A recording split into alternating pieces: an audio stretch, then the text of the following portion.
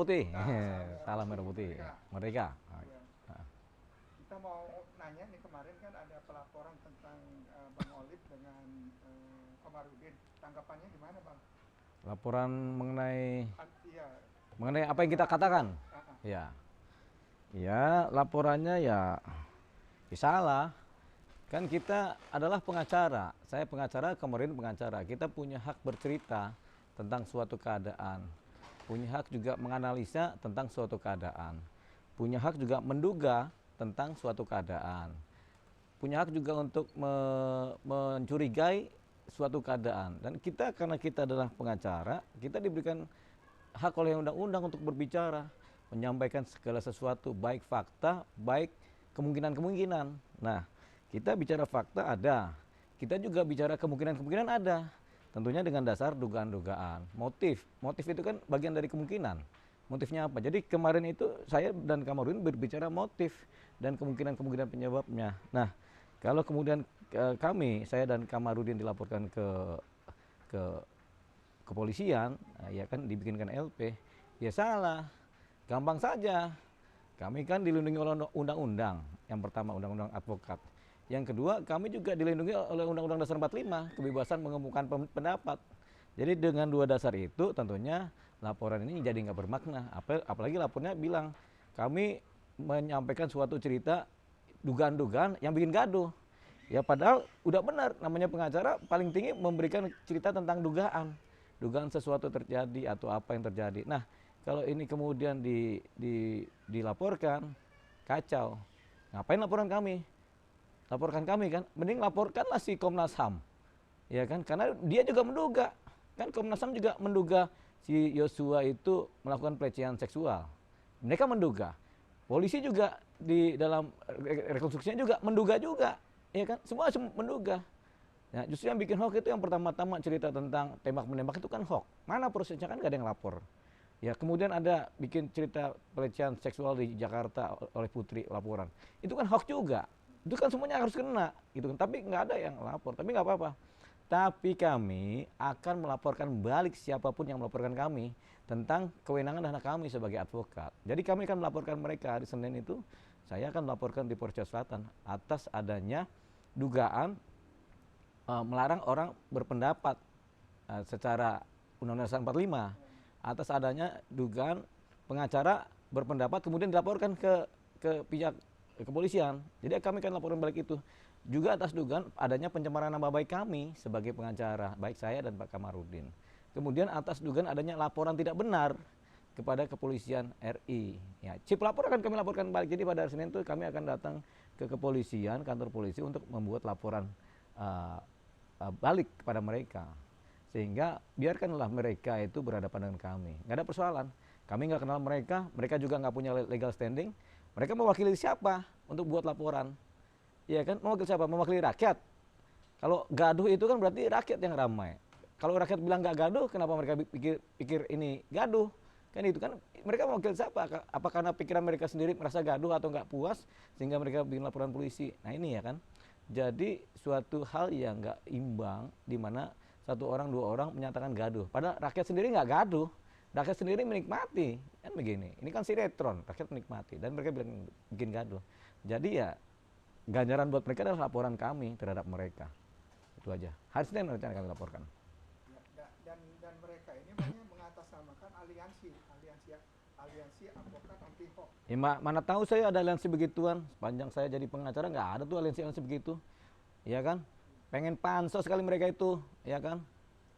Karena kita udah duluan pansos sama kamu Aridin, mereka pengen pansos juga, ya nggak boleh, kan kami yang duluan, ya nggak, betul kan? Betul. Gitu. Cari panggung juga berarti kan? Iya cari panggung nggak dapat tuh, kita langsung bikin laporan balik dong, biar panggungnya mereka panggung penjara. Ya kalau soal kode etik gimana tuh Bang, katanya abang sama Bang Komarudin melanggar kode etik sebagai pengacara. Kan? Kode etik apaan? Saya ini ketua Asosiasi Pengacara Indonesia, ketua umum. Tahu saya kode etik. Mungkin mereka udah pengacara tua kali nggak laku-laku. Mungkin loh ya, pengacara tua nggak laku ya biasa begitu. Akhirnya cari panggung, ya pakai nama-nama. Mereka akan saya laporkan, habis saya laporkan, begitu.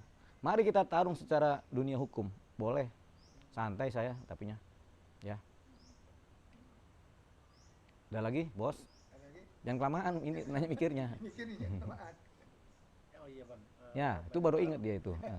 Banyak orang kan lihat abang tuh kayaknya kalau ngomong ya gampang, enak, udah. Iya kalau begini, kita ngomong gampang, ya kita ngomong gampang kalau kita paham masalah. Kalau nggak paham masalah juga susah ngomongnya.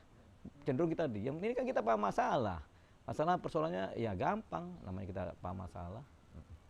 Itu yang soal yang apa sih bilang katanya si Ibu KC itu yang Ya, itu sebenarnya abang dapat dari mana sih? itu kan clue-nya dari analisa, dari dugaan. Kan kita udah bilang dari awal, kami menduga ada potensi analisa sebaliknya. Clue-nya karena ada cerita sedikit dari si Eliezer aja curiga, apalagi kita curiga kan. Dari kecurigaan-kecurigaan itu kami menduga. Sama kayak Komnas HAM. Komnas HAM ini dia itu punya negara, tapi dia sendiri menduga bahwasanya Yosua itu melakukan pelecehan seksual. Dia menduga loh. Ya kan? Dia berani menduga. Kami juga berani menduga. Emang yang boleh menduga Komnas HAM aja atau polisi aja? Kan kami juga penegak hukum. Justru kami punya legal standing karena kami penegak hukum kan. Ya kan? Kami boleh menduga juga. Namanya analisa ya kami menduga. Wajar menduga. Kalau kami dipersangkakan pidana, Komnas HAM juga dipersangkakan pidana. Mereka juga menduga loh. Sama-sama menduga, ya kan? Duga. Ya kan? Saya ingin nanya nih soal kenaikan BBM hari ini. Oh ya. Menurut Anda ini waktu yang tepat atau waktu yang salah? Ya, situasi lagi gonjang-ganjing, ditambah kenaikan BBM, lebih gonjang-ganjing lagi. Khawatirnya itu mahasiswa turun ke jalan. Penegakan hukum aja, polisinya aja berada di titik nadir. Titik nadir dalam penegakan hukum. Kemudian tingkat kepercayaan kepada polisi hanya mungkin di bawah 10%. 10 dari 100%, cuma 10% mungkin ya. Nah, ini akan menimbulkan gejolak, naikkan BBM. Ketika demo, ada polisi jaga, polisi yang kena. Ya kan, kalau naikkan BBM, ini kan artinya nggak tepat tempat dan waktu. Percaya deh, besok-besok ini banyak demo mahasiswa. Saya yakin itu. Kenapa? Karena mahasiswa udah lagi nggak percaya sama institusi Polri, kemudian naik BBM lagi. Ketika mereka demo, yang jaga polisi. Habis itu nanti.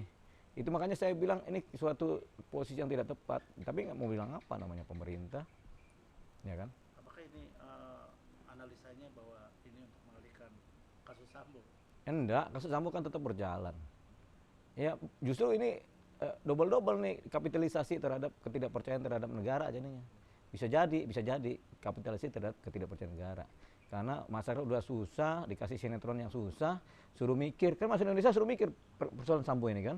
Bukannya masyarakat Indonesia tenang menikmati, oh hasilnya begini, nah suruh mikir.